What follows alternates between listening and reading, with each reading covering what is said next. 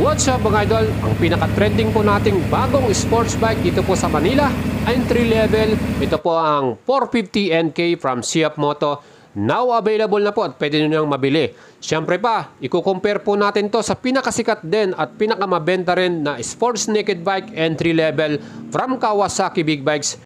Ang Sugumi styling, yan po ang Z400. Talaga naman po, ang kanyang color ay candy lime green with spark black. So nag-iisang color lang po ito para sa ating Kawasaki Z400 na to. Kita naman po nyo yung kanyang Sugumi style na headlight.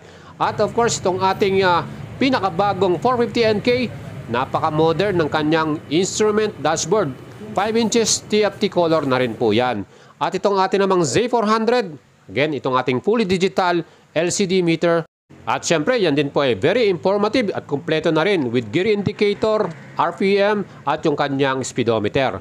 Sa others natin, pagdating po sa mga ilaw, ito pong ating Z400 ay naka-LED headlight at taillight. At syempre, yung kanyang pormahan, hindi rin matatawaran. Aggressive din to at very stylish mga idol. Well, samahan nyo ako mga idols para sa full comparison po ng specs and features ng dalawang bike na to. Plus yung kanilang features at syempre, yung kanilang presyo, Mapa-cash payment yan or installment mga idols. 1xBet and EVA Alfie present Sports Betting. 1xBet is a wide line and high odds. 1xBet. Play with EVA. What's up mga idol? Gusto bang kumita habang nanonood ng iyong paboritong sports? Pwede po kayong maglaro at tumaya dito sa 1xBet. Ilagay nyo po yung ating promo code 1xBoyet at magkakaroon kayo ng welcome bonus sa 7,800 pesos.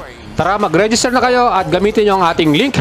And mga idols, kung gusto nyo pong bumili ngayon ng motor, syempre pa, itong ating YouTube channel ay kumpleto po sa mga lahat ng brand at kumpleto rin po yan sa price at installment plus specs and features. Kaya talagang mapapabili ka at makapag-decide. Kaya manood na po kayo at tignan nyo ang ating playlist. Again, subscribe kayo sa ating YouTube channel at like and follow nyo yung ating FB page, Boyet Salabarria. At kung gusto nyo pong bumili ng pinakabagong 450NK from CF Moto, available na po yan. At ang presyo po nito ngayon ay 262,800. Para naman po sa installment, bibigyan ko po kayo ng installment range lang to. Ibig sabihin, hindi po ito yung final dahil wala pa pong lumalabas na quotation. 30% down payment, 78,840. Plus insurance at chattel mortgage, aabot po tayo sa total cash out ng almost 105 to 110,000. Depende po sa kasa, bangko na inyo pong pupuntahan yan. Para naman sa ating monthly payment, ang ating 2 years nasa 11,000 plus at 3 years naman 8,000 plus. So itong ating 450NK ay available na po. Tatlong kulay ang mayroon tayo dyan. Meron tayong black at gray combination, white at black combination, at blue and white combination. So 3 colors po ang ating pagpipilian dito. Para naman sa ating engine specs ng ating 450NK, 449.5cc displacement, cross-plane twin ang kanyang engine, double overhead camshaft, 8 valves liquid cooling, Bosch electronic fuel injection at 6-speed transmission. Euro 5 na rin po itong ating 450NK with maximum power na 49.6 HP at maximum torque na 39 Newton meters. Ganun po kalakas to. Ang kanyang bore by stroke 72 by 55 by 2 at compression ratio 11.5 by 1. Mga idols, ito pong ating 450NK. Yan po ay equipped din ng assisted slipper clutch. At ang claim po ng top speed dito ay nasa 200 to 210 km per hour. Siyempre, titignan pa po natin kung legit po itong ating top speed na to. Dahil dun po sa ating sports bike na 450SR, 190 to 200 km per hour po yung top speed nun. Ito namang ating Kawasaki Big Bikes Z400, SRP naman po nito 279,000 pesos. Para sa ating installment, 20% down payment. All in na po ito, 87,000 plus. At ang ating 3 years payment, 9,432.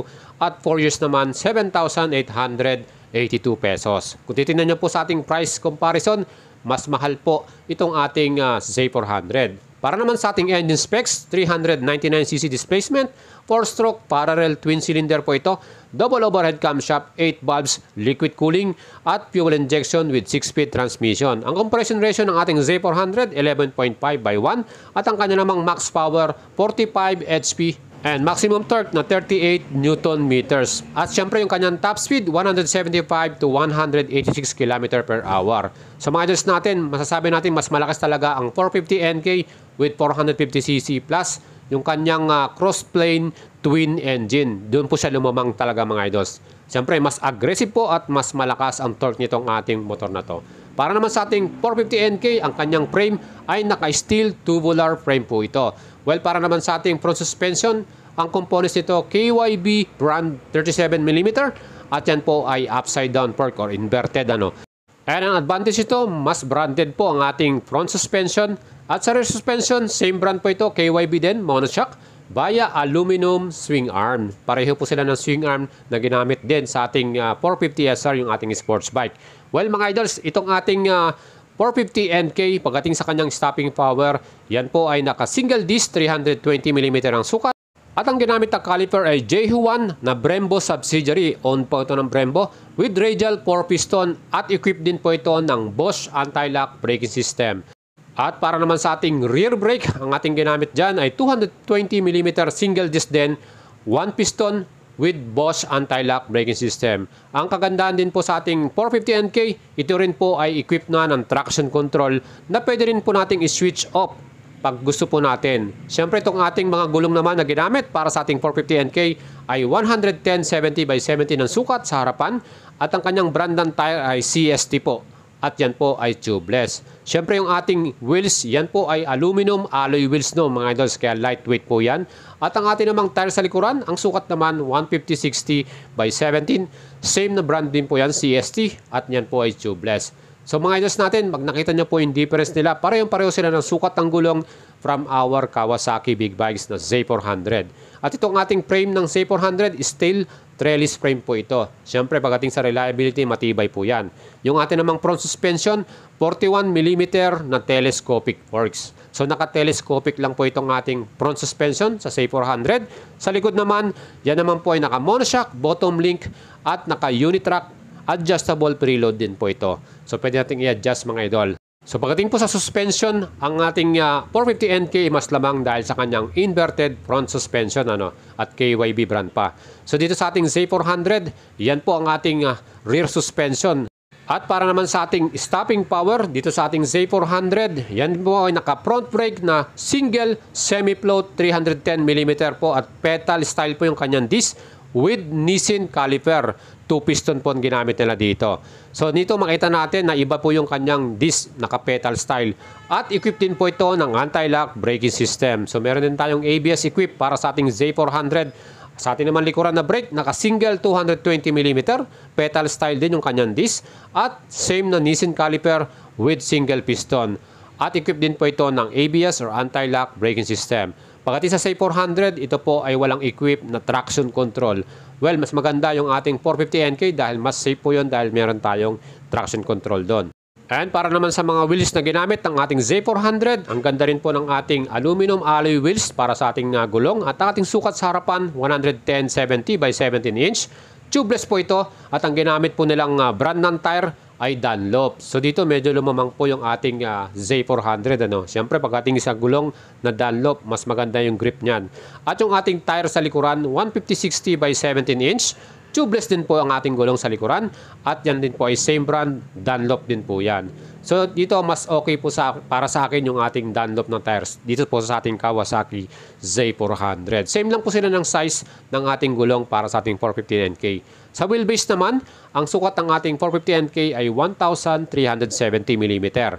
So saktong-sakto lang din po yan at pareho din po sila ng wheelbase na sukat ng ating Z400. Ground clearance naman ito ay 155mm. So dito sa ating ground clearance, alam ko mas angat po at mas mataas po yung ating ground clearance para sa ating 450NK. At ang ating seat height, 795mm. At ang type po ng ating seat ay split, naka-split po yan. Siyempre, tingnan po natin mabuti kung sino po yung mas friendly sa ating passenger kung may angkas po tayo. At kung pwede ba nating lagyan din ng top box itong ating 450NK. Siyempre, marami tayong dala. Mas maganda rin na meron tayong may lalagay na top box dyan. Fuel capacity ng ating 450NK ay 14 liters. At ang kanyang fuel consumption, 23 km per liter. So, mas mababa yung kanyang mileage dahil na rin sa kanyang engine, cross-plane twin. Mas malakas kumonsumo ng ng gasolina. Para naman sa ating Z400, sabi ko nga sa inyo, same po sila ng size ng wheelbase, 1,370 at ang ground clearance 145mm. So mas angat po ang ating 450NK ng 10mm, 155 sa ating 450NK. And para naman sa ating curved weight or total na bigat ng ating Z400, yan po ay 165 kilograms. So same lang po ang bigat natin with 450NK. Same silang 165 kilograms na total weight nila. Well mga idols, itong ating Z400, naka-split type yung kanyang upuan, yung kanyang seat ano. Pagdating naman sa sukat ng ating seat height, ang ating Z400 ay 785mm mga idols. So yun po yung sukat nito ay mas mataas po ang ating 450NK. Sa 450NK yan po ay 795mm. So 10mm po ang taas ng kanyang sukat. At ito po, personal kong sinubukan itong ating Z400. Ang height ko po ay 5'6". So pag tinanggal ko na yung ating side stand, yan po, okay po, talagang kayang-kaya nating i-ride. So sa aking sukat na 5'6" ang height ko. So yan po mga idols ang ating 785mm. So mas mataas yung ating 450NK mga idol. Para naman sa ating gasolina, ang ating fuel capacity ng Z400 ay 14 liters. Same lamang po sila. At para naman sa ating fuel consumption, 25.6 km per liter. Mas matipid po ang ating Z400 dahil na rin po sa kanyang engine na parallel twin.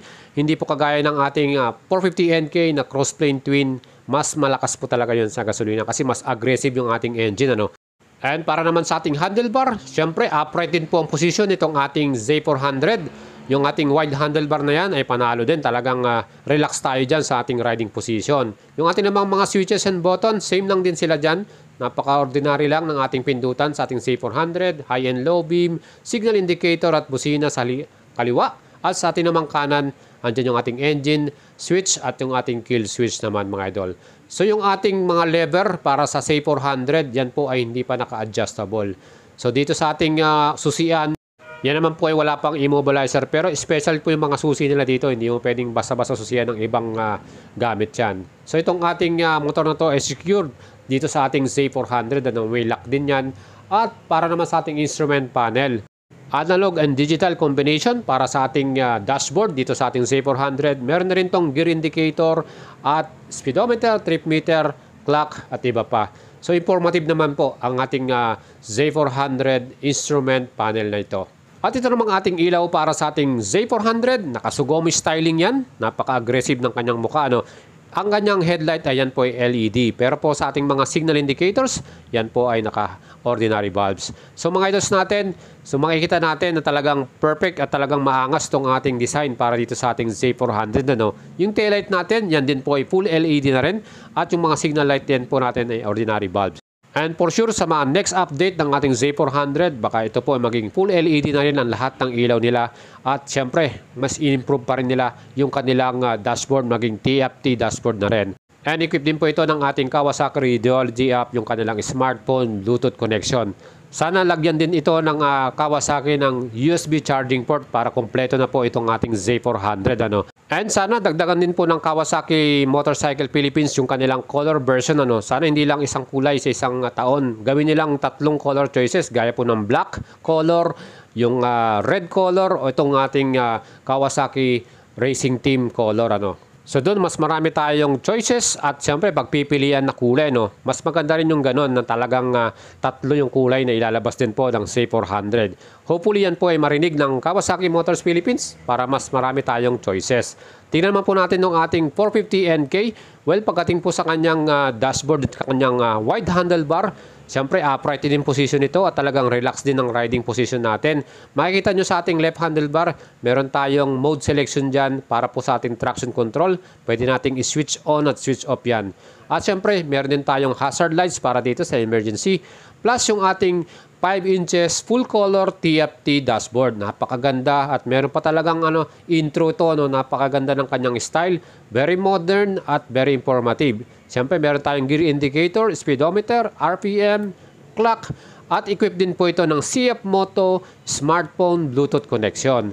Well, para naman sa ating ilaw, full LED to at talagang yung kanyang projector headlight, super linaw yan, lalo na sa gabi. So ito yung advantage itong ating 450NK. Super modern yung kanyang mga ilaw. Lahat po yan ay full LED na mga idols. Taillight natin at yung ating ding mga signal lights. And para naman sa ating susian mga idols, itong ating 450NK, special din yung susi nito. Talagang nakasecure din po itong ating big bike. At syempre, wala nga lang po itong immobilizer. So yun po yung ating mga next update para dito. And mga idols, pakinggan nyo po yung ating actual exhaust sound. Stock pipe lang po ito. Dahil na rin sa ating crossplane twin engine na yan, mas bassy at mas crispy yung dating ng ating tunog ng ating exhaust sound na yan.